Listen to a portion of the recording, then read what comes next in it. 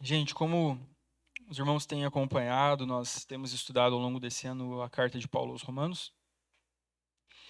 E dentro dessa carta existem, muitos subtemas, digamos assim. Claro, ela tem um grande tema central, mas a gente vai fatiando essa carta para ficar melhor a compreensão. E há um mês a gente chegou nos capítulos 9, 10 e 11 de Romanos. E esta seção da carta a gente intitulou como a soberania de Deus. E hoje nós chegamos ao fim dessa minissérie dentro de Romanos.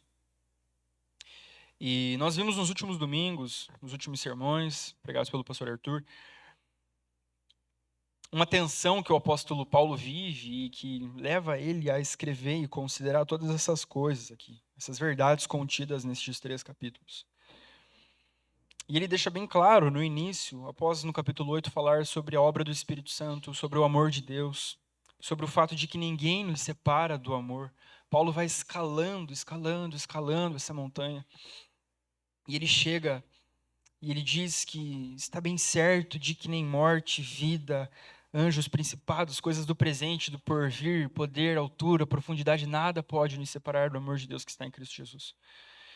Mas na virada do capítulo, ele começa no capítulo 9 dizendo: digo a verdade, em Cristo não minto. E a minha consciência confirma isso por meio do Espírito, que sinto grande tristeza e incessante dor no coração, por causa dos irmãos dele, por causa dos judeus, que não tinham chegado a este conhecimento, que não tinham tido seus olhos abertos para a verdade de que o Messias tão aguardado, tão esperado, havia encarnado. E não apenas isso, mas havia sido morto por eles. Então Paulo está nessa tensão, ele se depara nisso após exaltar a obra do Senhor, o amor do Senhor, o fato de que nada separava ele desse amor.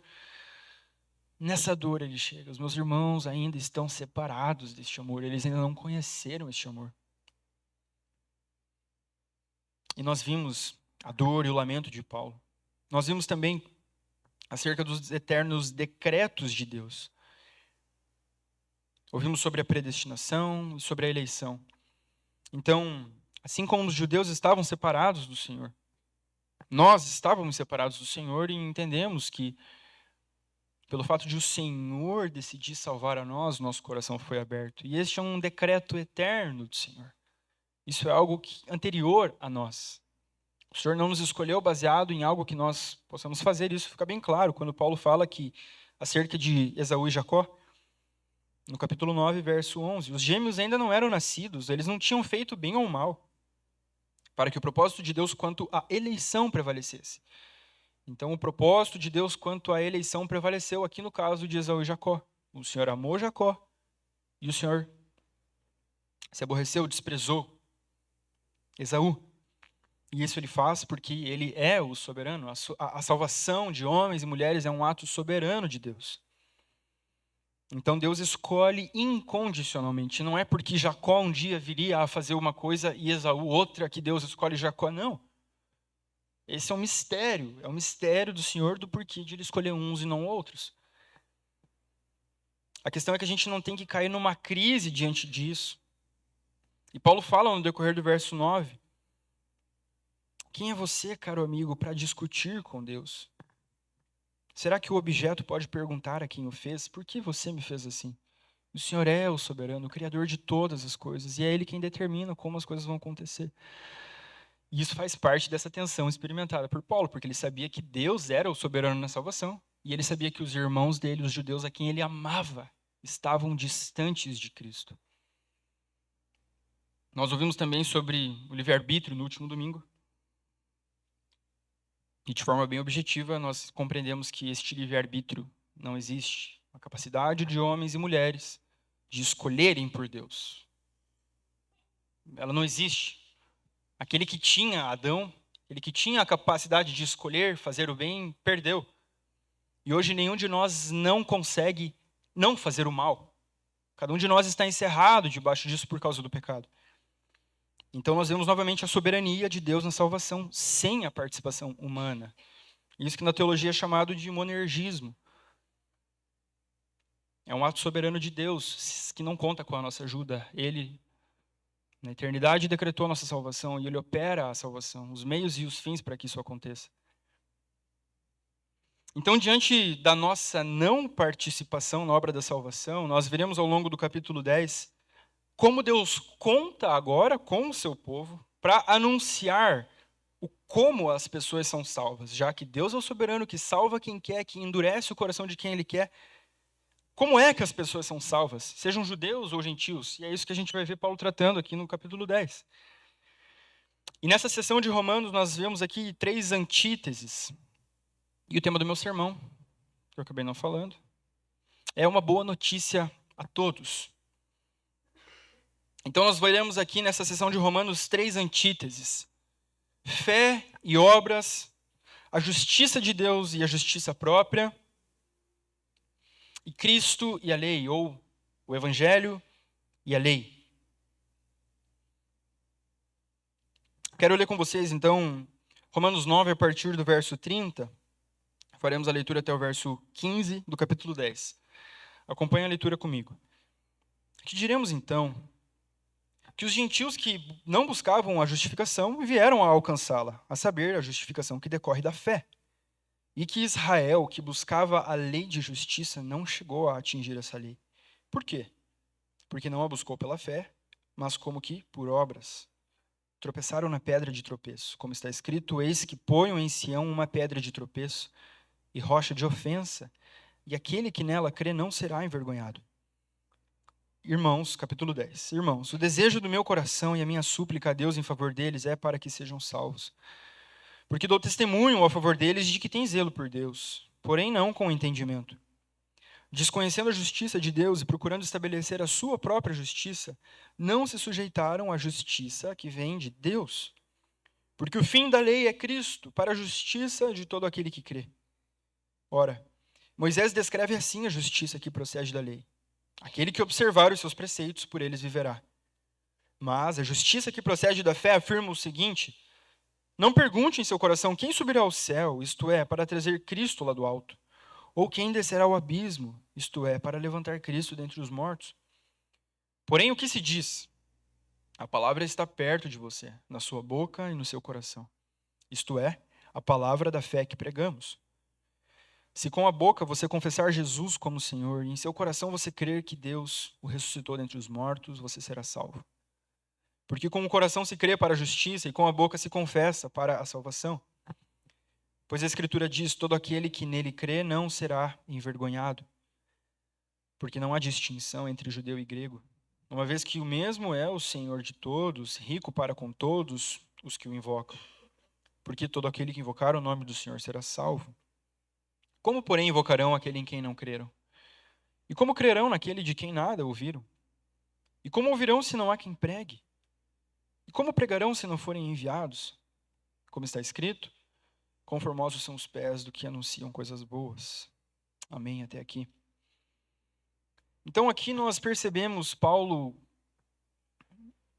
narrando para nós uma virada que aconteceu na história da redenção. Ou seja, enquanto Israel tropeçou em Cristo, essa pedra de tropeço para eles, os gentios, por outro lado, agora estão sendo inseridos no reino de Deus. E isso se deu porque os judeus, Israel, se apoiou num tipo de justiça que não é a justiça que procede da fé. Por sua vez, os gentios, pela soberania de Deus, começam a ser inclusos neste reino. Eles alcançaram essa justiça que decorre da fé. Então, se por um lado os gentios chegam à fé pela aceitação da mensagem do Evangelho, por outro, judeus estavam tropeçando na pedra, que é Cristo, porque eles carregam em suas mãos a sua própria justiça. Mas, apesar de tropeçarem, Paulo apresenta para nós aqui uma boa notícia, de que ainda há esperança para eles, ainda há esperança para os judeus, para aqueles que rejeitaram a Cristo. Assim como a todos aqueles que se deparam com um anúncio do Evangelho que uma vez chegou até nós, que nos salvou, que transformou nossa vida. Então Deus é o soberano que na eternidade decretou e operou a salvação de um povo que está sendo reunido de todas as nações, e glória a Deus por isso, porque isso chegou até nós e nós fomos inseridos. Como lemos no Salmo 100, no início do culto, somos ovelhas do seu rebanho. Jesus disse em João 10, eu tenho ovelhas que não são deste aprisco. Glória a Deus por isso. E hoje, então, esse Deus soberano cumpre os seus decretos de salvação através das pessoas que compartilham a boa notícia do Evangelho, e isso no poder do seu Espírito. Deus nunca sai de cena nesse plano. Ele é aquele que opera, ele é aquele que efetua. E nós, sua igreja, temos o privilégio de participar dessa obra do Senhor, dessa obra soberana, como sendo aqueles que compartilham a mensagem que chegou até nós. Então, a primeira coisa que eu destaco deste texto para nós é essa primeira antítese, a fé, entre fé e obras, que Paulo vai tratar ali no final do capítulo 9.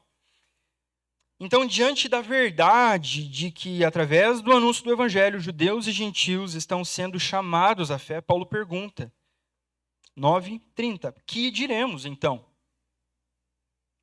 E a primeira resposta, com foco nos gentios, é que os gentios que não buscavam a justificação vieram a alcançá-la, a saber, a justificação que decorre da fé. Que diremos então dos gentios? Isso. E que diremos então acerca dos judeus? Verso 31, que Israel, que buscava a lei da justiça, não chegou a atingir essa lei. Por que a maioria dos judeus não chegou a alcançar essa justiça decorrente da fé? Primeiro de tudo, porque assim Deus o quis. Olha o que Paulo diz no capítulo 9, verso 15.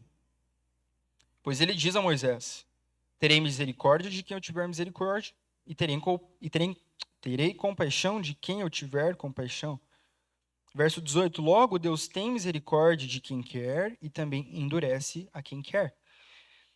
Então, o primeiro motivo da maioria dos judeus ali naquele contexto, para quem Paulo estava escrevendo, não terem chegado à fé é por causa da soberania de Deus. Deus assim não o quis, não permitiu que eles chegassem à fé.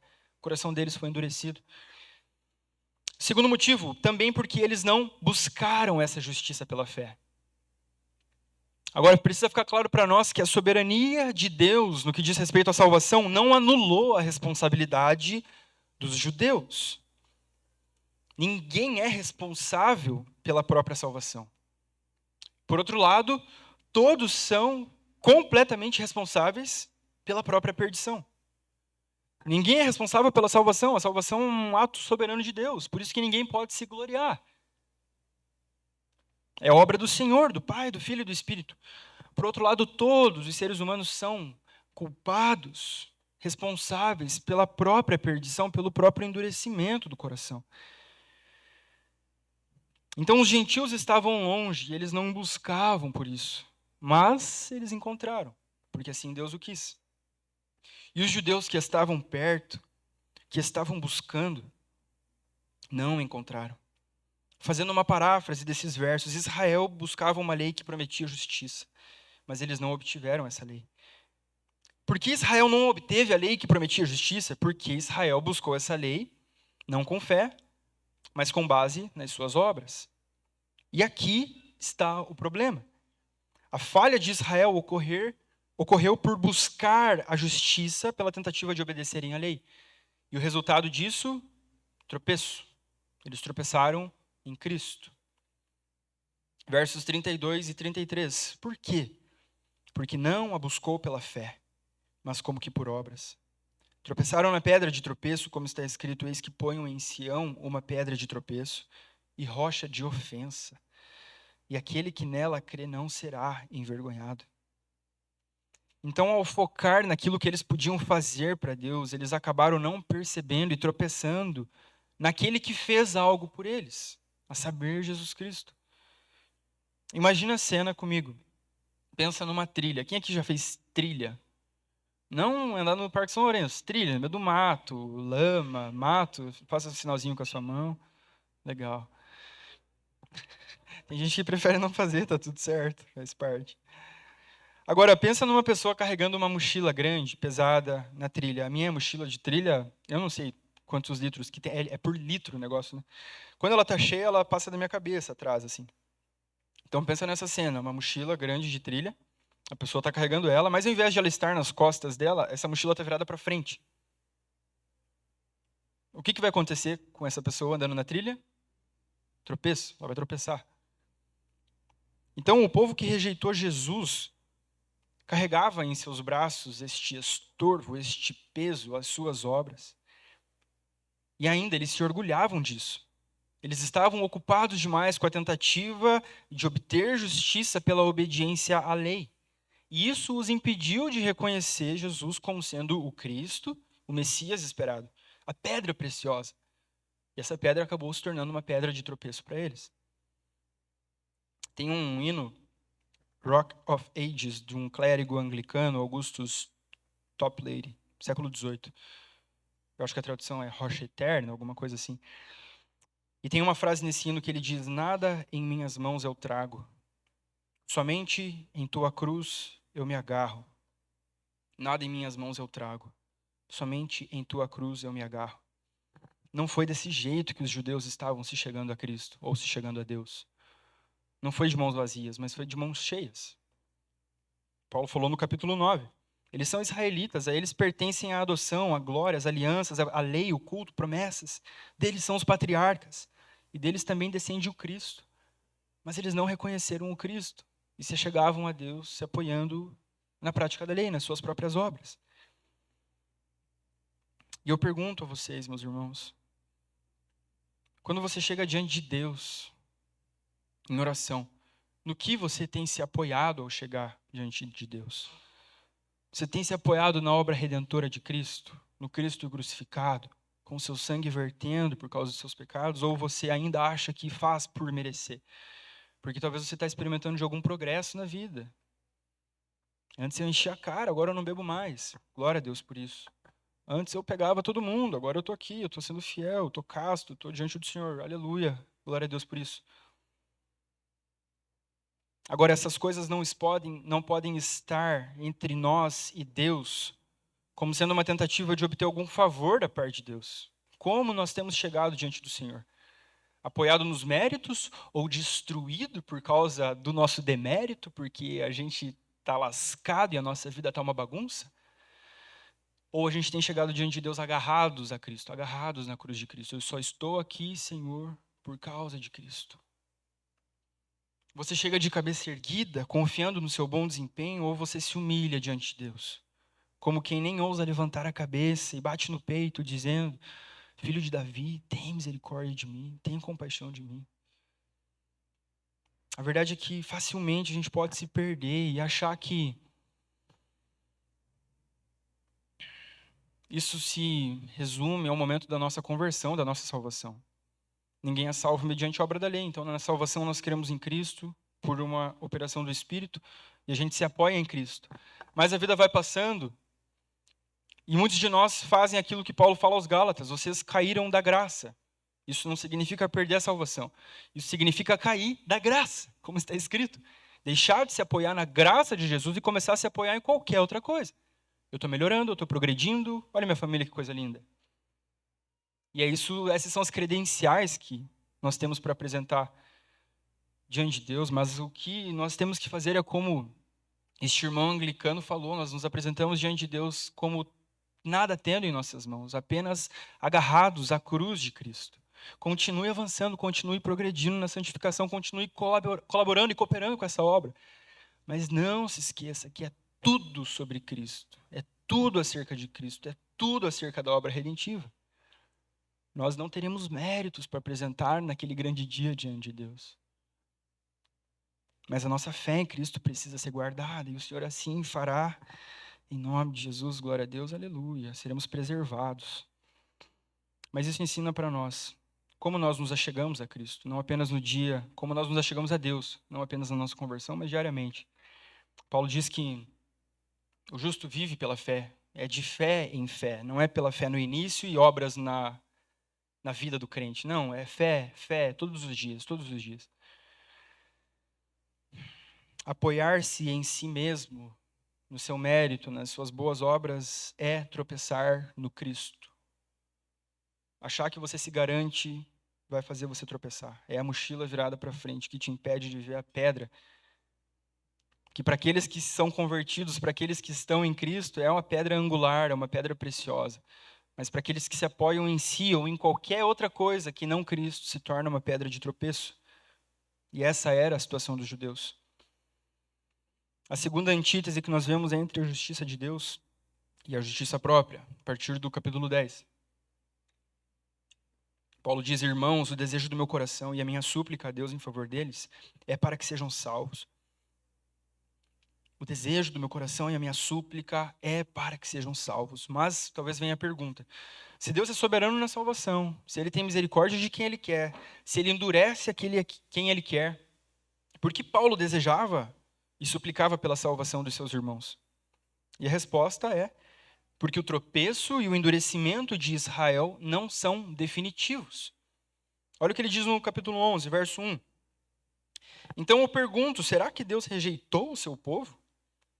De modo nenhum. Capítulo 11, verso 11. Novamente, então eu pergunto, será que eles tropeçaram para que caíssem?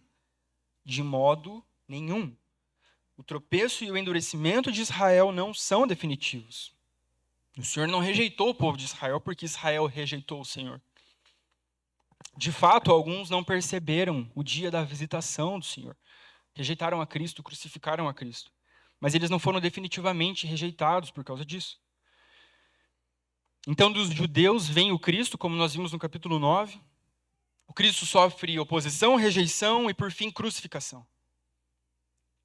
Mas ele ressuscita. Ele ascende aos céus e ele envia o seu Espírito. Então, em Atos, nós vemos a oposição de novo dos judeus contra a pregação do Evangelho. E isso culmina em o Evangelho se espalhando para todos os países, para todos os cantos da terra, e graças a Deus chegou aqui até nós. Tupiniquins, não tínhamos nada a ver com essa história, estávamos bem, bem longe. Isso chegou até nós. E parte do motivo disso ter chegado até nós é por causa da oposição, é por causa da perseguição. Então, este endurecimento de Israel, este tropeço de Israel é parte do plano soberano de Deus. O Senhor não perde o controle. Ele não perde o controle, ele não é pego de surpresa por nada que acontece. Agora, a gente sabe a partir do capítulo 11 de que isso é parte do plano do Senhor até que os gentios sejam chamados à fé. A gente não vai conseguir entrar no capítulo 11, provavelmente, mas Paulo diz para nós que depois da plenitude dos gentios, muitos judeus serão convertidos novamente, eles terão seus olhos abertos. Paulo entende que a abertura dessa porta de graça para aqueles que não eram povo vai gerar em algum momento ciúme nos judeus. Como assim? Eles adoram o nosso Deus, eles têm da nossa Bíblia, da nossa palavra, o que está acontecendo? Então é certo que no fim dos tempos, antes do retorno de Cristo, haverá conversões em massa de judeus, daqueles que antes rejeitaram a Cristo. Mas Deus é gracioso e o seu tropeço e endurecimento não são definitivos. Então, por isso, Paulo tinha um desejo no coração e suplicava. Eu sei que o Senhor é o soberano, eu sei que a ti pertence a salvação, mas eu suplico pela vida deles. Salva os meus irmãos. Nos versos 2 até o 4, ele continua: porque dou testemunho a favor deles de que têm zelo por Deus, porém não com entendimento. Tem traduções que usam não com conhecimento. Então, eles tinham zelo por Deus, mas eles não conheciam a Deus de fato. Assim como Paulo, antes da conversão, os judeus também tinham este zelo por Deus. Olha comigo Filipenses 3. É um conhecido texto onde Paulo traz algumas antigas credenciais, um currículo, que por causa do conhecimento de Cristo foi considerado como perda. Filipenses 3, a partir do verso 2, diz assim: cuidado com os cães, cuidado com os maus obreiros, cuidado com a falsa circuncisão, porque nós é que somos a circuncisão, nós que adoramos a Deus no Espírito, e não nos gloriamos, e nos gloriamos em Cristo Jesus em vez de confiarmos na carne. É verdade que eu também poderia confiar na carne. Se alguém pensa que poderia confiar na carne, eu ainda mais. Eu fui circuncidado no 8º dia, eu sou da linhagem de Israel, da tribo de Benjamim, que é uma das principais tribos de Israel. Hebreu de hebreus. Quanto à lei, eu era fariseu. Quanto ao zelo, perseguidor da igreja. Quanto à justiça que há na lei, irrepreensível. Então, este zelo sem conhecimento que os judeus tinham, era também o zelo sem conhecimento que Paulo tinha. que ao invés de fazer reconhecer ele como Cristo, fez pelo contrário, fez ele perseguir a igreja de Cristo. E Deus soberanamente dá um basta no caminho dele. E ele fala, agora eu vou mostrar para você como vale sofrer pelo meu nome. E a gente tem talvez o segundo maior homem do Novo Testamento, e talvez da história da igreja, o apóstolo Paulo. Então o zelo deles era insuficiente. Paulo não tinha dúvida quanto à sinceridade dos seus irmãos judeus. Eles não estavam se fazendo. Eles eram sinceros. Porém, eles estavam sinceramente equivocados. Sinceridade não é suficiente para salvar ninguém. Não é suficiente para aproximar ninguém de Deus. Tem um jeito, e é isso que Paulo trata aqui nesse texto. Verso 3, desconhecendo a justiça de Deus e procurando estabelecer a sua própria justiça, não se sujeitaram à justiça que vem de Deus. No capítulo 1, ao apresentar a tese da sua carta, Paulo diz, a justiça de Deus se revela no Evangelho.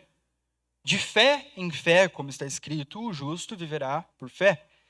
Não a justiça própria, mas a justiça que vem de Deus. Então eles não receberam do Evangelho, por isso não receberam da justiça de Deus. O Evangelho é o que revela a nós a justiça de Deus. E eles também não se sujeitaram a essa justiça de Deus. Eles não se sujeitaram à mensagem do Evangelho. E a gente tem que entender que este é um ato de humilhação. É o reconhecimento da sua insuficiência e inadequação diante da justiça de Deus. Agora, eles se apegavam àquilo que Paulo relata no capítulo 9. São israelitas, eles foram adotados. A eles pertence a glória, alianças, a lei, o culto, promessas, patriarcas. Não foi isso que um deles falou lá para Jesus? Nós somos filhos de Abraão. E Jesus fala, Deus pode suscitar filhos de Abraão dessas pedras aqui. Os verdadeiros filhos de Abraão são aqueles que creem em mim. Então eles estavam se apegando a isso, a sua nacionalidade, à lei, às práticas, ao calendário, aos ritos.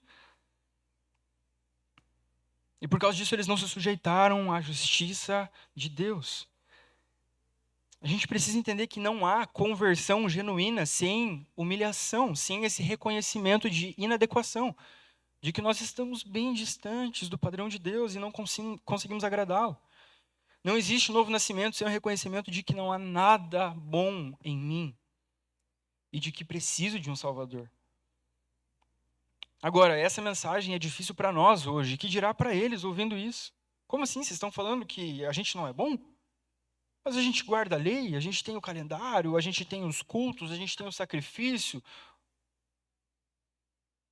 E Paulo chega e fala, essas coisas não são suficientes para conduzir vocês ao pleno conhecimento de Deus. O autor de Hebreus diz, visto que a lei é apenas uma sombra dos bens vindouros, não a imagem real das coisas, nunca consegue aperfeiçoar aqueles que se aproximam de Deus. Este era o problema dos judeus, eles tentavam se aproximar de Deus se apoiando em sua própria justiça, crendo que eles seriam aperfeiçoados por coisas que eles fizessem. E eles não entenderam o propósito da lei. Eles não entenderam o para quê de tudo isso que o Senhor ordenou a eles. O fim de tudo isso é Cristo, e é isso que Paulo diz no verso 4. Porque o fim da lei é Cristo para a justiça de todo aquele que crê.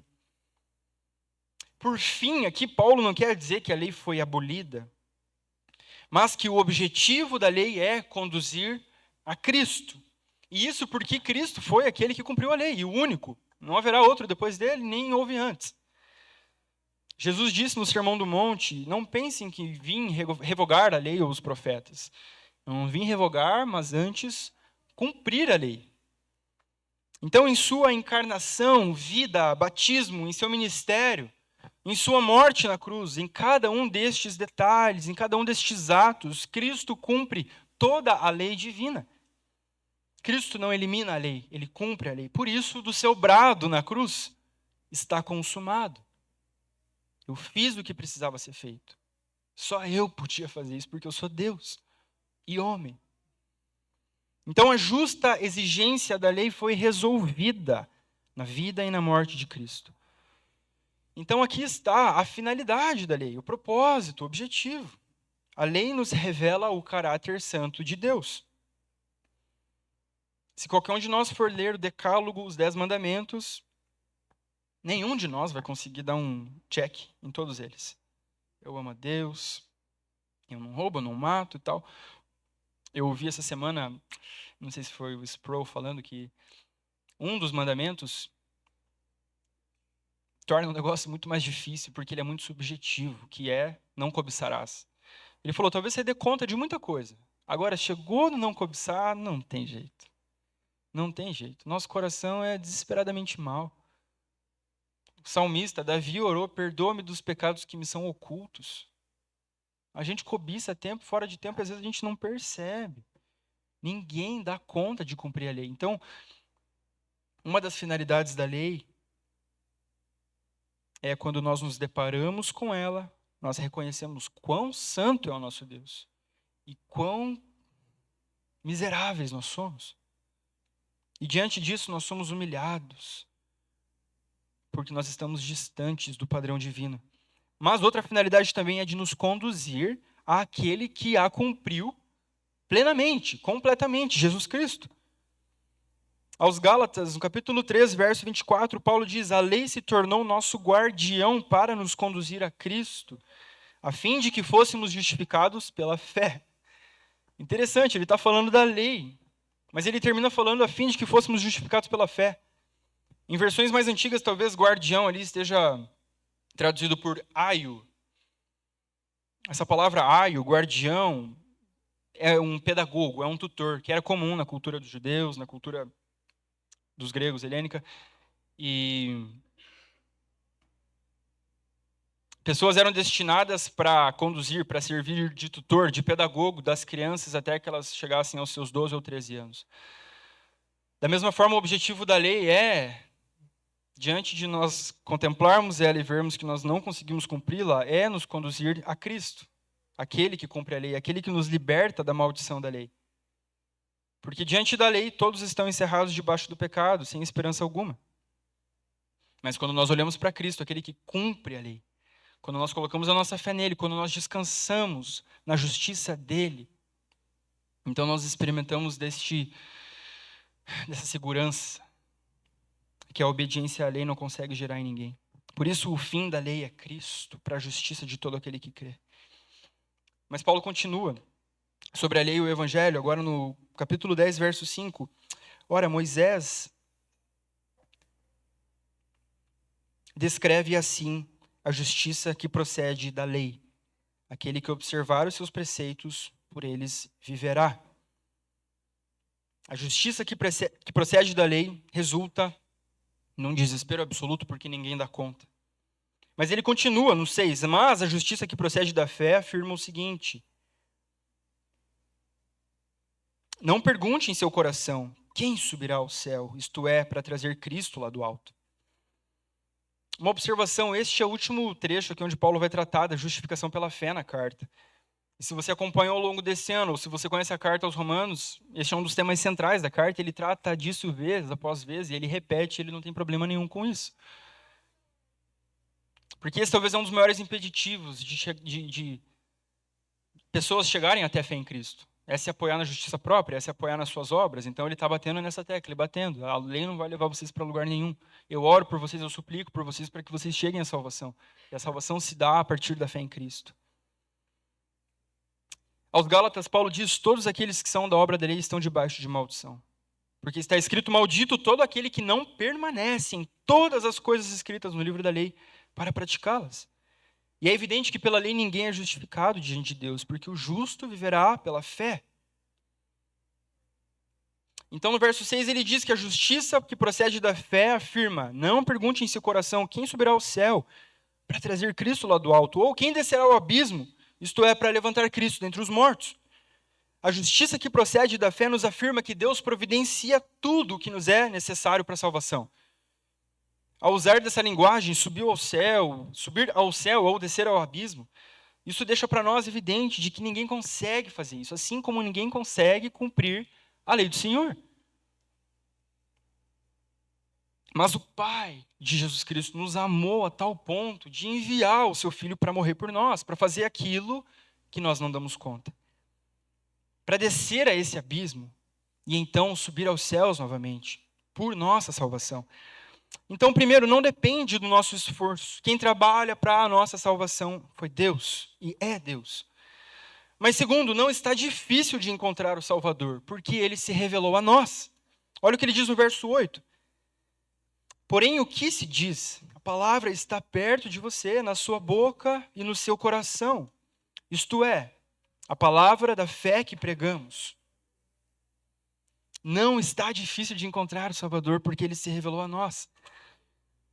João, na sua epístola, no capítulo 1, ele fala assim: o que era desde o princípio, ele está falando de Cristo. E olha o salto que ele dá. O que era desde o princípio, desde toda a eternidade. E ele continua: o que ouvimos, o que vimos com os nossos próprios olhos, o que contemplamos e as nossas mãos apalparam a respeito do verbo da vida. E a vida se manifestou e nós a vimos e dela damos testemunho. E anunciamos a vocês a vida eterna que estava com o Pai e nos foi manifestada. Então Jesus, este que é desde o princípio, de repente, ao encarnar, é ouvido, é visto, é tocado, é apalpado. O Verbo se fez carne e habitou entre nós. E vimos a sua glória, cheio de graça e de verdade. A vida se manifestou e agora está disponível a nós. Então, como nós podemos nos apropriar dessa vida? Como nós podemos participar dessa vida? E Paulo continua, nos versos 9 até o 13, ele diz assim: se com a boca você confessar Jesus como Senhor, e em seu coração você crer que Deus o ressuscitou dentre os mortos, você será salvo. Porque com o coração se crê para a justiça, e com a boca se confessa para a salvação. Pois a Escritura diz: todo aquele que nele crê não será envergonhado, porque não há distinção entre judeu e grego, uma vez que o mesmo é o Senhor de todos, rico para com todos os que o invocam. Porque todo aquele que invocar o nome do Senhor será salvo. Pensa isso chegando na cabeça dos judeus, que tanto se esforçavam para se tornarem aceitos diante de Deus, com a guarda da lei, com a sua obediência e por aí vai. Como assim? É fácil desse jeito, Paulo? O que você está falando? É confessar com a boca, é crer com o coração? Paulo apresenta aqui uma fórmula simples, mas não simplista. São coisas distintas. Essa é a fórmula simples da fé no Evangelho. E talvez isso aqui sintetize todo o conteúdo das Escrituras. Se com a boca você confessar Jesus como Senhor e em seu coração você crer que Deus o ressuscitou dentre os mortos, você será salvo. Agora, implicações disso, confessar Jesus como Senhor nos nossos dias talvez não nos acarrete, não dê muita coisa, não dê muito problema. Agora, no contexto da igreja de Roma, aos que Paulo estava escrevendo, era leão, o povo era comido. Como assim? Existe alguém conflitando com o Quírios, com o Senhor? César é o nosso Senhor? Aí vocês vêm com o tal de Cristo. Confessar que Jesus Cristo era Senhor tinha implicações drásticas e levou muita gente à morte. Não é uma mera formalidade, não é uma citação vazia. Jesus é o meu Senhor e Salvador. Mas Paulo diz que em seu coração também você precisa crer que Deus o ressuscitou e então você será salvo. Agora, isso demanda uma obra interna, que é o milagre da regeneração.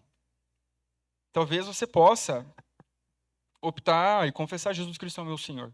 Agora, crer com seu coração que Deus o ressuscitou dentre os mortos, isso você não pode fazer. Ninguém pode fazer.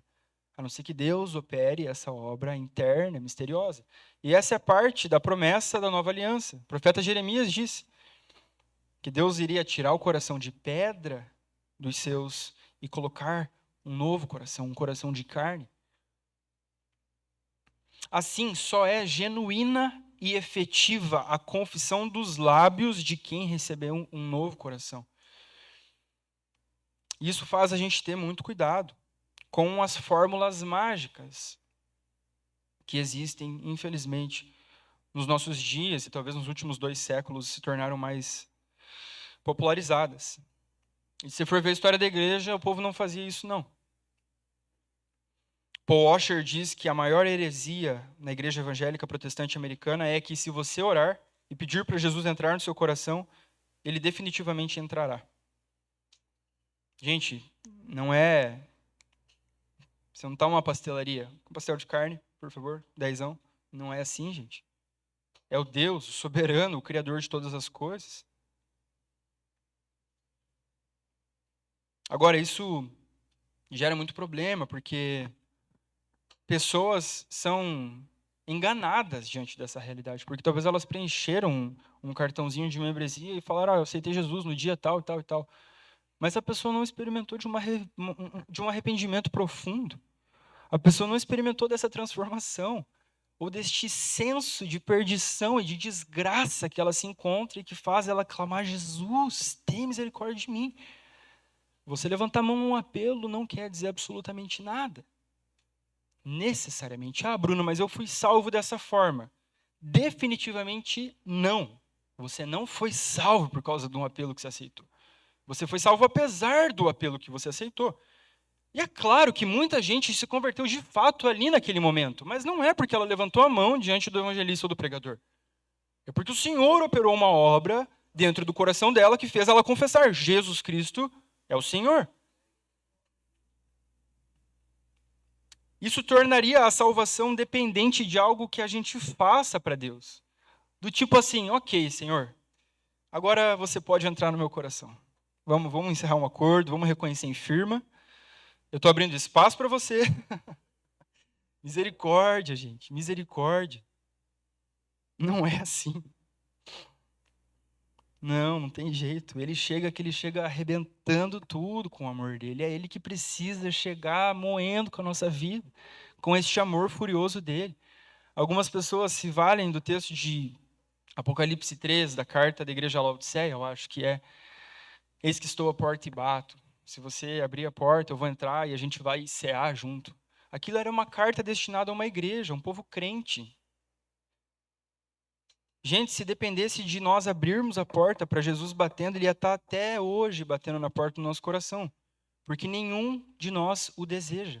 Não há quem faça o bem. Não há quem busque a Deus. Não há um justo. Todos se desviaram. O Jesus das Escrituras não é esse que fica batendo na porta, mas ele vem e arrebenta com a porta, com dobradiça, com trinco. Ele levanta tudo para o ar. Glória a Deus por isso, porque senão a gente estava perdido, meus irmãos. Nós cantamos hoje aqui: você derrubou as minhas defesas com a força do seu amor. É assim. Agora, é evidente que pessoas que não experimentaram deste atropelo da graça do nosso Senhor, provavelmente elas ainda não o conheceram, e não é uma resposta a um apelo que vai fazer elas entrarem no reino dos céus. A mensagem de João Batista é: arrependa-se, arrependa-se, Jesus, arrependa-se e creia no Evangelho. E por experiência própria, eu lembro do dia que eu cheguei para os meus pais e cresci numa igreja pentecostal, e que, em sua grande maioria, dá muita ênfase a essa decisão pessoal. E que, por muitas vezes, cai no erro de considerar a salvação como sinergista, né? Deus faz alguma coisa e eu faço outra. Mas é evidente que a salvação é uma operação de Deus. Eu lembro um dia que eu cheguei para os meus pais, eu falei: eu quero aceitar Jesus. E eu estava até emocionado, tinha uns 12 anos, eu acho.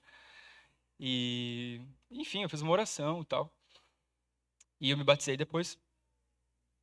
Agora, eu lembro da frustração que foi que veio depois de uma semana, aquela empolgação, foi pro ralo. E eu passei minha adolescência completamente distante do Senhor. Não metendo louco por aí na rua, não, indo para a igreja. Tocando, fazendo as coisas, mas sem essa operação interna do Espírito. Obviamente eu não posso tornar minha experiência lei, mas eu acho que ela ajuda a exemplificar, e talvez muitos de nós viveram isso, cresceram na igreja e tal. Mas você sabe que dia que o Senhor Jesus te encontrou. Você sabe o dia que ele chegou e ele não bateu na porta, ele abriu a porta e falou: você é meu, eu te comprei com o meu sangue. Você não tem direito de falar pode entrar ou não pode entrar. Não, eu sou teu dono. Glória a Deus por isso. Glória a Deus por isso. Se essa fórmula mágica de conversão fosse efetiva, por que Paulo faria as seguintes declarações? Eu sinto tristeza e muita dor no coração por causa dos judeus. O desejo do meu coração e a súplica é que eles sejam salvos. Porque ele reconhece que essa é uma obra soberana de Deus, um milagre precisa acontecer e Paulo não podia operar isso, muito menos um levantar as mãos e falar: Senhor Jesus, entra no meu coração. O que Paulo faz? Paulo lamenta pelos seus irmãos, mas ele também ora. E não para por aí. Ele prega o evangelho, porque o evangelho é o poder de Deus para a salvação de todo aquele que crê. Sem o anúncio do evangelho, sem essa consciência da santidade de Deus e da nossa miséria, sem um arrependimento genuíno, gente, não existe conversão. Não existe conversão, não existe novo nascimento.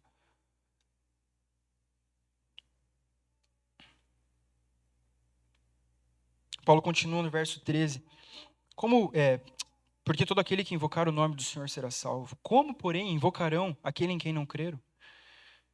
E como crerão naquele de quem nada ouviram? E como ouvirão se não há quem pregue? E como pregarão se não forem enviados? Como está escrito, quão formosos são os pés dos que anunciam coisas boas. Se a gente inverter a ordem aqui destes versos, a gente é ajudado. Então nós vemos que Cristo é aquele que envia a sua igreja. Essas são parte das suas últimas palavras no Mateus 28, grande comissão. Jesus reúne seus discípulos, ele fala, toda autoridade me foi dada, então vão e façam discípulos de todas as nações. Batizem esses discípulos e ensinem eles a guardarem todas as coisas. Jesus Cristo envia a sua igreja que prega o evangelho. As pessoas ouvem a mensagem, as pessoas creem na mensagem, as pessoas invocam o Senhor e são salvas. Este é o como. Como este problema dos judeus poderia ser solucionado? Mediante ao envio, a pregação, a escuta dessa pregação, a crença e a invocarem o nome do Senhor. Tem misericórdia de mim porque eu te preciso. E não pelas práticas das obras ou por qualquer coisa que você bote nesse pacote. É assim que a mensagem chegou até nós. É assim que o nosso coração foi dobrado ao Evangelho. É assim que o Senhor Jesus definitivamente veio fazer morada dentro de nós. É mediante a operação do Espírito diante da mensagem do Evangelho. A obra da salvação, ela é toda de Deus, que dá à sua igreja o privilégio de cooperar com a proclamação da boa notícia. A obra é de Deus e Ele nos dá o privilégio de cooperarmos com isso. Eu estou salvando os meus filhos, então eu vou enviar vocês no poder do meu Espírito, com a minha mensagem. Não com uma mensagem que vocês vão inventar. É com a minha mensagem. Para que eu continue resgatando. Gente, por isso que vocês têm que queimar esse celular, esses pregador coach que falam, eles ficam chorando com um corte de 1 minuto. E por que você? Gente, não tem evangelho nenhum naquilo de lá. Aquilo, no máximo, gera um estímulo para a pessoa se tornar um profissional melhor. Ela vai para o inferno se ela não for exposta à mensagem do evangelho. Não tem nada contra coach, tem que ter mesmo, tem que animar. Às vezes a gente está para baixo, crise profissional, seja lá o que for. A questão é que pastor não faz isso. Igreja não deve anunciar essas coisas, a não ser a mensagem da cruz de Cristo. A mensagem da cruz de Cristo. Todo o resto é detalhe. Se essa principal coisa não estiver resolvida, a gente está perdido. Por isso que Paulo se gloriava na cruz de Cristo. Por isso que ele considerou as suas patentes de um judeu zeloso como lixo, como perda, para que ele conhecesse a Cristo e somente a Cristo. E glória a Deus porque essa mensagem chegou até nós. Glória a Deus porque um dia o nosso coração foi aberto diante dessa mensagem. Senão nós estaríamos perdidos, meus irmãos. Agora a questão é que isso não pode parar em nós. O Senhor não depende de nós, mas Ele conta com a gente para a obra dele avançar. Então a gente viu que Paulo tinha esse desejo no coração para concluir, pelos seus compatriotas, pelos judeus. Isso gerava tristeza, dores, angústias no coração dele e levava ele a suplicar a Deus: salva os meus irmãos, salva o teu povo, já que Deus é o soberano. Então, diante das verdades ouvidas nos últimos domingos, sobre estes eternos decretos de Deus, sobre a soberania de Deus na salvação, sobre a eleição incondicional de Deus, diante de todas essas verdades, nós não devemos ignorar a nossa responsabilidade em sua obra, a nossa participação em sua obra. Nós somos aqueles que devem anunciar a mensagem da salvação. E pensando em algumas aplicações para nós, ao longo desse mês, algo bateu muito no meu coração, que é esse desejo que Paulo tinha, que levava ele às lágrimas, essa dor incessante que ele tinha pelos judeus. Eu comecei a pensar, meu Deus, eu estou muito distante disso. Eu estou muito distante disso. Então esse desejo no coração de Paulo, essa súplica, São operações internas do Espírito. Não é porque Paulo era bom, não é porque o Espírito tinha operado algo dentro dele.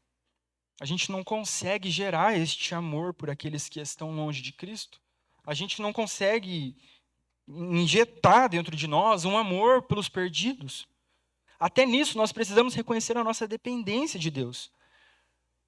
Agora, se não existe em nós essa súplica por aqueles que estão longe, nós estamos acomodados com a nossa condição para com Deus estar resolvida, estou salvo, vou para a glória, está tudo certo. Se não existe essa súplica em nós por aqueles que estão longe, o que nós devemos fazer é suplicar: Senhor, coloca esse amor no meu coração. Isso não é tarefa exclusiva de pastor, de missionário, de sei lá, seminarista. Você não precisa botar um Vans no pé, uma mochila, pegar um avião. Não, meus irmãos. O Senhor conta com as pessoas mais simples. O que são os discípulos? Um bando de covarde, mas depois que o Pentecoste acontece, depois que o Espírito Santo desce, estes homens e mulheres se tornam valentes, eles vão até o sangue por causa da mensagem de Cristo. Não é sobre eles, não é sobre nós, mas é sobre o Espírito que em nós habita.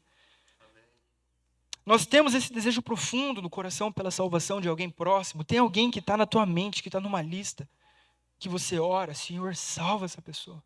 E enquanto essa pessoa não é dobrada diante de Cristo, você continua. Temos esse desejo que gera essa dor incessante no nosso coração, que gera súplicas no nosso coração. Não nos incomoda conviver diariamente com gente que está perdida, debaixo da ira de Deus. Nós precisamos que o Senhor gere isso no nosso coração. A gente pode sair mexido, talvez, sei lá, empolgado, alguma coisa assim. Gente, não tem, é uma obra do Espírito. E por isso que nós precisamos suplicar: Senhor, envia o teu Espírito, Senhor. Envia o poder do Senhor, o amor do Senhor para pregar o Evangelho, para orar por aqueles que estão perdidos. Segundo, a igreja que testemunha é a igreja que recebe o poder de Deus. Jesus falou: vocês receberão poder ao descer sobre vocês o Espírito Santo, e serão minhas testemunhas. Jerusalém, Judéia, Samaria e até os confins da terra. Porque homens e mulheres, empoderados pelo Espírito Santo, obedeceram à comissão de Cristo, é que o Evangelho chegou até nós. Aqui é confim da terra, olha a distância que a gente está lá de Jerusalém. Chegou até nós. Paulo recebeu deste poder. Por isso o Evangelho também estava sendo espalhado. Por isso as igrejas estavam sendo plantadas. Por isso o reino de Deus avançou. Agora, nós igualmente podemos receber deste poder para levarmos as boas novas aos perdidos. Nenhum de nós entra nessa jornada sozinho. Jesus falou: estarei com vocês todos os dias até o fim. É o Espírito dele em nós, é a mensagem dele. Nós somos meros canais, recipientes dessa glória, desse tesouro precioso que é o Evangelho. Então, diante, às vezes, de acusações que vêm na tua mente, diante de mentiras, de que você não é capaz, manda o diabo embora em nome de Jesus. O Senhor não precisa de muito, gente. A palavra fala que os olhos dele passam pela terra procurando um coração que é totalmente dele. O Senhor não precisa de um curso de teologia, não precisa que você faça um INC. Isso tudo é válido, é muito bom a gente conhecer mais o Senhor, de teologia e por aí vai. Agora, o Senhor precisa de corações que são totalmente dele, cheios do Espírito Santo, cheios de amor por aqueles que estão distantes, que não experimentam dessa realidade que nós experimentamos como corpo de Cristo, como igreja local, dos benefícios que isso aqui traz a nós. Deus tem um estoque de poder e amor ilimitado para ser derramado sobre a sua igreja. E Ele não está com a mão dele encolhida, Ele não está retendo isso. A obra é dele, Ele deseja fazer isso. Ele deseja nos envolver na obra. Mas eu pergunto: nós estamos desejosos de nos envolver na obra do Senhor? Ou tá bom, ser salvo, eu tenho certeza da minha salvação, está tudo resolvido, eu vou tocar minha vidinha aqui. É certo que muitas crises que pessoas enfrentam, vocacionais, existenciais, muitas vezes se dão pelo fato de as pessoas não estarem cumprindo a vontade de Deus para elas. Isso não quer dizer que você vai largar o teu trabalho e vai para uma tribo ribeirinha, no meio... Não, pode ser que isso aconteça. Não. Mas é certo que o Senhor quer te usar hoje e agora, onde você está. No seu ambiente de trabalho, nos seus estudos, no ambiente acadêmico. dentro de um Uber. Gente, o Senhor está chamando os seus, Ele está chamando os seus. Se a gente não fizer, Ele vai continuar fazendo, Ele é soberano. O reino dele não tem jeito. Não tem o que pare o avanço da obra do Senhor. Mas nós temos diante de nós esse privilégio. E a boa notícia é que isso não depende da nossa força, da nossa oratória. Mas algo é requerido de nós, Senhor, usa-me, Senhor. Usa-me para a tua glória, Senhor. Não deixa eu reter isso que o Senhor me deu. Não deixa eu guardar para mim essa preciosidade, essas bênçãos da salvação que o Senhor me deu. Este é o poder do Senhor para salvar. Faça com que isso transborde de mim. Faça com que isso transborde de mim. Por onde eu ande, por onde eu for, quem eu encontrar, num mercado, me faz atento ao seu espírito para eu dar uma palavra de esperança a quem está perdido. Gente, é onde a gente está, é ontem, é para ontem. Agora, é certo que o Senhor vai levantar, como Ele faz ao longo da história, pessoas para irem para lugares remotos, porque a terra é do Senhor, o mundo, a sua plenitude, todos os que nele habitam, Ele vai até os buracos mais escondidos. Vai que é um de vocês aqui, glória a Deus, por isso. Quem fala glória a Deus, hein? Glória a Deus, glória a Deus. Saí de Curitiba, dessa cidade maravilhosa. O Senhor vai continuar, meus irmãos, Ele quer envolver a gente na obra dEle.